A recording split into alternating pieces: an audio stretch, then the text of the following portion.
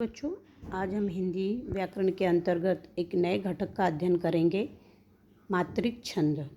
मात्रिक छंद के कुछ उदाहरणों में सर्वप्रथम आता है दोहा। दोहा यह एक अर्धसममात्रिक छंद है। इसमें 4 चरण होते हैं। अर्धसममात्रिक मतलब आधा समान। 4 चरण होते तो 2 चरण समान होंगे, फिर 2 चरण एक जैसे होंगे। इस छंद के प्रथम और तृतीय चरण में 13-13 मात्राएं होती हैं। द्वितीय और चतुर्थ चरण में 11-11 मात्राएं होती हैं। यति मतलब विराम, स्टॉप जिसको आप लोग बोलते हो, यति चरण के अंत में होती हैं। प्रथम और तृतीय चरणों के आदि में जगण नहीं होना चाहिए। द्वितीय एवं चतुर्थ चरणों के अंत में गुरु लघु होना चाहिए। अब इसको ध्यान से समझो बच्चों। मात्राएं लगाना मैं अभी आपको सिखा रही हूँ। ध्यान से पहले परिभाषा देखेंगे। सारे परिभाषाओं को आपको मुझे लिखकर भेजना है, उदाहरण के साथ में होना चाहिए। गुरु और लघु चिन्ह हैं। 8वीं में अगर आपने पढ़ा होगा तो गुरु और लघु के एक चिन्ह होते, मात्राएं होती हैं। गुरु दीर्घ, लघु छोटी मात्रा होती है। द्वितीय एवं चतुर्थ चरण में तुक होना चाहिए। द्वितीय एवं चतुर्थ चरण में तुकबंदी होनी चाहिए। तुक का मतलब होता है उच्चारण एक जैसी होनी चाहिए, जिसको आप लोग राइमिंग इंग्लिश में राइमिंग वर्ड बोलते हो, जिसको आप लोग। उदाहरण देखते हैं। रहीमन धागा प्रेम का, मत तोड़ो चटकाए, टूटे पर फिर ना मिले, मिले गांठ पड़ जाए। तो यहाँ पर देखिए, पहला चरण देखते हैं या पहला पद देख लेते हैं। रहीमन धागा प्रेम का, ये एक भाग हो गया। मत तोड़ो चटका, ये दूसरा भाग हो गया, ये दूसरा पद हो गया। यहाँ दोनों में आप देख रहे हो यति लगी हुई है। टूटे पर फिर ना मिले, यहाँ पर यति लगी है। मिले गांठ पड़ जाए भी, यहाँ पर यति मतलब विराम लगा हुआ है। तो ये 4 चरण आपके सामने दिए हैं। अब इन चारों चरणों में हम कैसे मात्रा लगाएंगे, अर्थात गुरु और लघु कैसे लगाएंगे, इसे हम देखेंगे। र ह्रस्व है तो यहाँ लघु है। ही पे छोटी मात्रा है, इसलिए छोटा। म भी छोटा है, यहाँ पर लघु लगा है। न भी छोटा है तो यहाँ पर लघु लगा। धा दीर्घ वर्ण है तो यहाँ गुरु लगा है। गा भी दीर्घ वर्ण है, इसलिए गुरु लगा है। प्रे गुरु वर्ण है, यहाँ पर दीर्घ लगा है, गुरु लगा हुआ। म छोटा है, इसलिए यहाँ पर लघु लगा हुआ है। का दीर्घ वर्ण, इसलिए यहाँ पर गुरु लगा हुआ है। अब इसको एक गणना करते हैं, काउंटिंग करते हैं। 1 2 3 4, 4 2 6, 6 2 8, 8 2 10, 11 12 13। इस तरह यहाँ पर पहले चरण में 13 मात्राएं। जिस तरह हमने परिभाषा पढ़ी थी कि पहले पद में 13 मात्राएं। दूसरा पद दिए मत तोड़ो चटकाए, तो इसमें मत दोनों लघु हैं और तोड़ो गुरु हैं। तो इसमें मात्राएं देखिए लगी हुई हैं। 1 2 2 4 2 6 7 8 9 10 11, यहाँ पे 11 मात्राएं हैं। टूटे गुरु लगा हुआ है, तो देख लीजिए यहाँ पर जहाँ दीर्घ है वहाँ गुरु है, जहाँ लघु है वहाँ पर लघु चिन्ह, मतलब छोटी मात्रा वाले शब्दों पर हम लघु लगाएंगे और बड़ी मात्रा वाले शब्दों पे हम गुरु का चिन्ह लगाते हैं। फिर से बताती, लघु का चिन्ह इंग्लिश के आई की तरह होता है और गुरु का चिन्ह इंग्लिश के एस शब्द की एस की तरह होता है। पहले पद में 13, दूसरे में 11, तीसरे में 13, चौथे में 11। तो पहले और तीसरे में 13-13 मात्राएं, दूसरे और चौथे चरण में 11-11 मात्राएं। तो परिभाषा के अनुसार ही ये आपके सामने उदाहरण है। इसी को कहा जाता है अर्धसममात्रिक छंद। आधा एक बराबर, आधा एक बराबर। ये इसके दूसरे और चौथे चरण में भी आपने देख लिया 11-11 मात्राएं हैं। और क्या कहा इसमें, तुक होता है, दूसरे और चौथे चरण में तुक है। जैसे चटकाय परिजाय, तो इसके भी अंत में चटकाय, काय है, यहाँ भी जाय। तो दोनों स्वरांत एक प्रकार का है। जब स्वर एक जैसा हो तो उसी को ही हम तुक कहते हैं बच्चों। ये दोहा के लक्षण हैं, ठीक है। इसका ये मुख्य है, तुकबंदी होता है, इसे दोहा कहते हैं। ये सभी से लोग एक बार ध्यान से देख लीजिए। आपको फिर बोल रही हूँ, परिभाषा उदाहरण के साथ में जो मैं समझा रही हूँ वो आपको नोट डाउन करके मुझे भेजना है। इसमें जगड़ नहीं होना चाहिए, मतलब लघु लघु नहीं आना चाहिए, गुरु गुरु नहीं आना चाहिए। दूसरे और चौथे चरण के अंत में गुरु लघु आना चाहिए। काय, का गुरु है, फिर लघु है। चौथे चरण में जाय, जा बड़ा गुरु और लघु है। तो परिभाषा जो दी गई है उसके हिसाब से ही मात्राएं लगी हुई है। तो इस तरह यह दोहा छंद है। यही इतना सभी को समझ में आया बच्चों। दोहा के बाद हम चलते हैं बच्चों सोठा। इस वीडियो को बार बार देख लोगे, मात्राएं लगाने का तरीका देख लोगे तो आपको बहुत सहायता होगी इस वीडियो के द्वारा। अगला देखेंगे सोठा। सोठा ये भी अर्ध सम्मात्रिक छंद है। अर्ध मतलब आधा समान, मतलब सेम बिल्कुल ये दोहा का ऑपोजिट होता है, दोहा का उल्टा होता है। इस छंद में भी 4 चरण होते हैं। यह छंद दोहा छंद के उल्टा होता है। ये बात पे ध्यान रखना, दोहा छंद के ये विपरीत होता है। दोहा का विपरीत सोठा होता है। अब कैसे होता है वो मैं उदाहरण द्वारा समझाती हूँ। इस छंद के प्रथम और तृतीय चरण में 11-11 मात्राएं होती हैं, जबकि दोहा में क्या था, 13-13 था। द्वितीय और चतुर्थ चरण में 13-13 मात्राएं थी, जबकि दोहा में क्या कहा गया था, द्वितीय और चतुर्थ चरण में 11-11 मात्राएं होंगी। इसीलिए कहा जाता है ये दोहा क्या विपरीत है। तुक प्रथम और तृतीय चरणों में होते हैं। तुक मतलब क्या है, तुकबंदी जैसे भी बताया ना, समान स्वर वाले। चरणों के अंत में यति मतलब विराम होता है। उदाहरण देखते हैं। सुन केवट के बैन, दोहा को उल्टा करके भी हम सोठा बना सकते हैं, लेकिन सोठा छंद के हमारे पास बहुत है, तो इसलिए किसी को उल्टा करने की ज़रूरत नहीं है। सुन केवट के बैन, प्रेम लपेटे अटपटे, बेसे करुणा ऐन, चिते जानकी लसन तन। तब यहाँ पर लसन है, लेकिन इसको पढ़ते हैं लखन। हाँ, अवधी भाषा में लसन लिखा है, लेकिन इसको पढ़ते हम लखन हैं। बिहसे, इस पे हाँ पे देखिए चंद्र बिंदु है। चंद्र बिंदु अगर होगा बच्चों, चंद्र बिंदु अनुनासिक है। अनुनासिक शब्द पर लघुता गुरु का कोई प्रभाव नहीं पड़ता है। देखिए यहाँ पर सुनी दोनों छोटे हैं तो यहाँ पर लघु का चिन्ह लगा है। केवट पे केव ए की मात्रा है तो गुरु है। तो इस तरह जो अक्षर बड़ी मात्राओं वाले हैं वहाँ पर गुरु का चिन्ह लगेगा। जो अक्षर वर्ण जो हैं छोटा मात्राएं लगेंगी वहाँ पर लघु का चिन्ह होगा बच्चों। इस तरह 11-13 11-13 इस प्रकार मात्रा ये सोठा होता है। ये दोहा का विपरीत होता है। मुझे लगता है आप सभी को समझ में आ जाएगा आपको।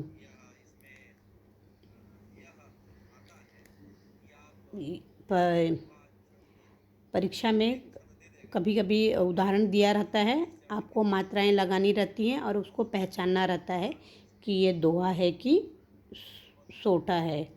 बस आपको परिभाषा को बहुत अच्छी तरह से याद करना होगा और मात्राएं लगाने का प्रैक्टिस करना होगा कि मात्राएं लगाना एक मैथ्स की तरह सम की तरह होता है। एक बार आप इसको प्रैक्टिस कर लेंगे तो बहुत अच्छी तरह से आपको मात्राएं लगाने में बहुत आनंद आएगा। चलिए अगले घटक की तरफ चलते हैं।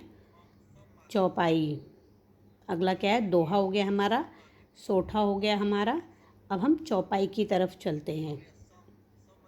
अभी हमने दोनों घटक अर्ध सममात्रिक वाले पढ़े, अब हम सममात्रिक वाले पढ़ेंगे। तो चौपाई जो है ये सममात्रिक छंद है। इसमें 4 चरण होते हैं। इस छंद के प्रत्येक चरण में बच्चों 16-16 मात्राएं होती हैं। मतलब जितने भी चरण आएंगे उसमें सभी में एक समान की मात्राएं होती हैं, इसलिए इसे सममात्रिक छंद कहते हैं। तुक जो है पहले चरण के दूसरे में और तीसरे चरण के चौथे से मिलती है। चरणों के अंत में 2 गुरु वर्ण रहता है। यति जो है प्रत्येक चरण के अंत में होता है, यति मतलब विराम। चरण के अंत में जगण और तगण। जगण का मतलब होता है गुरु लघु और तगण का मतलब होता है 2 गुरु। आना वर्जित है। एक बार परिभाषा फिर देख लीजिए। चरण के जगण और तगण आना ये गण है बच्चों, इसका महत्व होता है। और चरण का जो अंत होता है, चरणों के अंत में जगण और तगण नहीं आना चाहिए। वर्जित है मतलब निषेध है, नहीं आना चाहिए। चलो उदाहरण एक बार हल करते। रावण रथो विरत रघुबीरा, देख विभीषण भयो अधीरा। अधिक प्रीति मन भा संदेहा। यह रावण शब्द में रा बड़ा है तो यहाँ पर गुरु है, व न छोटे हैं तो यहाँ पर दोनों लघु है। रथी में र छोटा है तो लघु, थी मतलब गुरु है। तो इस तरह लघु गुरु मात्राएं लगाकर जो बना है 16 मात्राएं हुई हैं। प्रत्येक चरण में आप देख लीजिए ऊपर 16-16 मात्राएं लगी हैं। तो जैसे हमने उदाहरण में देखा कि 16-16 मात्राएं हैं, समान मात्राएं हैं, तो ये सममात्रिक छंद हो गया। एक बार काउंट कर लो, 2 2 4 5 6 7 3 10 11 12 13 14 15 16 मात्राएं लगाने के बाद उसे गिनना बहुत आवश्यक है। तभी आपको पता चलेगा कि आपने दोहे पे जो मात्राएं लगाई हैं वो सही हैं या गलत हैं। यहाँ पर एक देखिए संदेहा, इसके ऊपर अनुस्वार दिया है संदेहा, इसलिए ये दीर्घ हो जाएगा, इसलिए गुरु। नहीं तो आप कहेंगे टीचर स है तो इस पर कोई मात्रा नहीं है, तो लेकिन हर सो मात्रा सब पे लगा है तो वह दीर्घ हो जाता है। संदेहा तो स पे है। और अंत में देखिए 2 गुरु वर्ण हैं।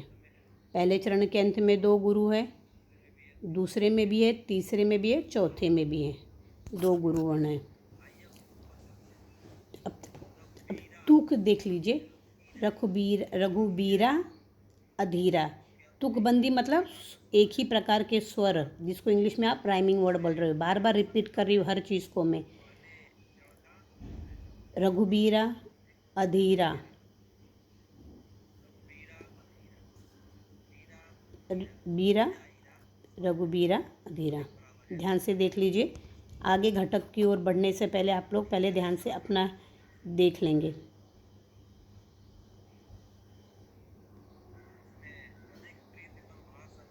अधिक प्रीतमन भा संदेहा, हाँ एक लाइन नीचे चला गया। देख विभीषण भयो अधीरा, अधिक प्रीतमन भा संदेहा। यहाँ पर अभी देख लीजिए, इसमें भी स्नेहा और संदेहा, यहाँ पर भी तुकबंदी है। बंदी चरण का सहित स्नेहा, देख रहे हो ना, तुक है ना, संदेहा स्नेहा।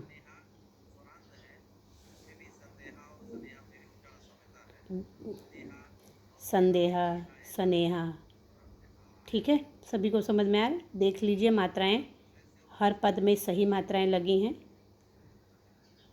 तुकबंदी भी है, यति भी है, इस तरह ये चौपाई है, ये आपका चौपाई छंद है। यह सम्मात्रक छंद है, इसमें भी 4 चरण होते हैं।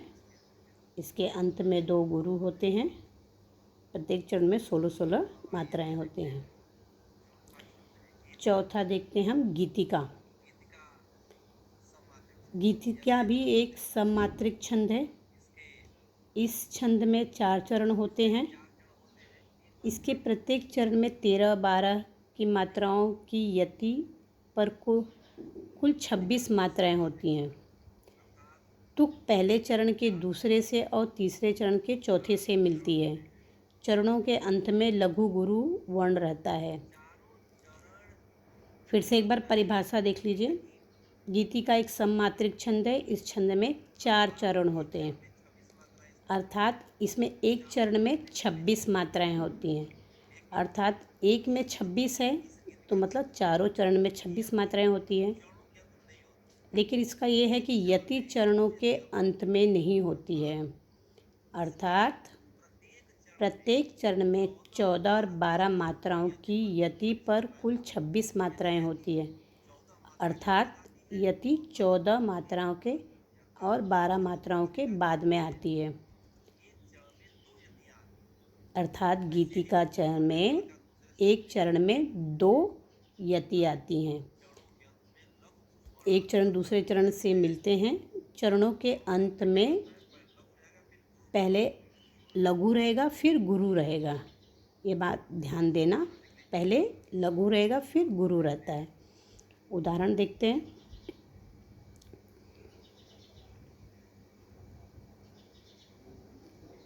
हे प्रभु आनंददाता ज्ञान हमको दीजिए। हे गुरु है। हे दीर्घवर्ण है, यहाँ पर गुरु लगा है। प्र हश्ववर है, यहाँ लघु है। भो गुरु है।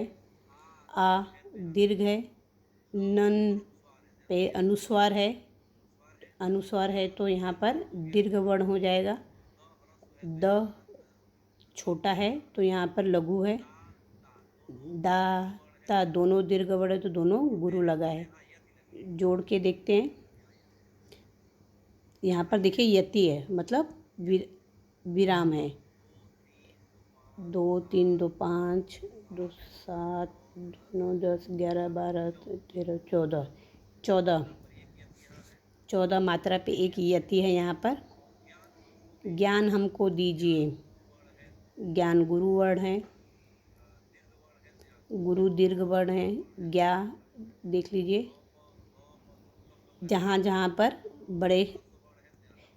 बड़ी मात्राएं हैं तो वहाँ पर दीर्घ वर्ण है। जहाँ पे छोटा है वहाँ पर दीजिए में दीर्घ है। ज पर छोटी ई की मात्रा है तो यहाँ पर हश्व छोटा है तो ये पे लघु है। ए बड़ा है तो गुरु लगा हुआ है। दीर्घ है तो गुरु का चिन्ह लगा हुआ है। तो यहाँ पर 14 और ये 12, पहले पद में 14 दूसरे पद में 12, पूरा मिला के 26 हो गया। देख लीजिए, इस एक ही पंक्ति में आप देखिए 2 यति है। हे प्रभु आनंददाता यति, ज्ञान हमको दीजिए यति। 14 12 26 मात्राएं प्रत्येक चरण में आप देखेंगे। काउंट करके प्रत्येक चरण में 26 मात्राएं होती हैं। एक बार फिर से देख लीजिए, कहीं कुछ कठिन आपको दुविधा हो सकती है तो उसको देख लेते हैं। किस पे हम लघु लगाया है हमने और किस पे दीर्घ लगाए हैं। लघु मतलब बच्चों छोटी मात्रा, दीर्घ मतलब बड़ी। लघु के लिए हमने दोहा आई और दीर्घ के अंग्रेजी के लिए एस के हमने उपयोग किया। शीघ्र घ देखें यहाँ पे हस्व, इसलिए यहाँ पे लघु लगाया। सारे दोनों दीर्घ हैं इसलिए यहाँ पे दोनों पर गुरु लगाए। दुर्गुणों हस्व वर्ण है दु, यहाँ पे गु पर भी हस्व है और यहाँ पर भी आधा र लगा है। दोनों ये संयुक्त अक्षर है इसलिए यहाँ पर इससे पहले का जो हर्ष यहाँ पर इसके ये गुरु हो जाता है दुर्गुणों का। अणु ये भी दीर्घ है इसलिए यहाँ पर दीर्घ मात्रा गुरु का लगा हुआ है। को भी दीर्घ है। दूर द पे बड़ा ऊ का चिन्ह है तो ये दीर्घ है। र छोटा है तो यहाँ पे छोटा चिन्ह है। लीजिए में भी वही, हमको शरण में हम सदाचारी बने। लास्ट का देखिए, पीछे चल नीचे चलना। हाँ, ब्रह्मचारी धर्म रक्षक वीर वस्त्रधारी बने। ब्रह्म, ये दोनों संयुक्त अक्षर हैं। ब्र हर्षवर्ण है, संयुक्त अक्षर के पहले का है, इसलिए इसका दीर्घ उच्चारण होता है। यहाँ पर गुरु होगा। म का हर्ष है, ब्रह्मचारी। धर्म, ध जो है, ये दोनों म संयुक्त अक्षर है, यहाँ पे गुरु हो गया है। म लघु है। रक्षक, ये संयुक्त अक्षर है, तो संयुक्त वर्ण के पहले का अक्षर जो होता है वो दीर्घ हो जाता है, तो यहाँ पर गुरु का चिन्ह लगा है। कच्छक यहाँ लघु है, तो ये दोनों लघु लगा है। वीर व्रतधारी बने, बाकी सब जैसा है वो आपके सामने ही है।